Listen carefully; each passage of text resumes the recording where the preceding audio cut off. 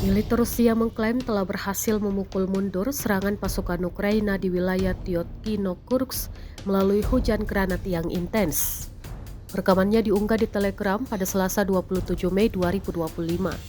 Granat-granat tersebut dikatakan tidak hanya menghentikan laju pasukan Ukraina, tetapi juga menghancurkan sejumlah personel infanteri serta peralatan tempur milik angkatan bersenjata Ukraina.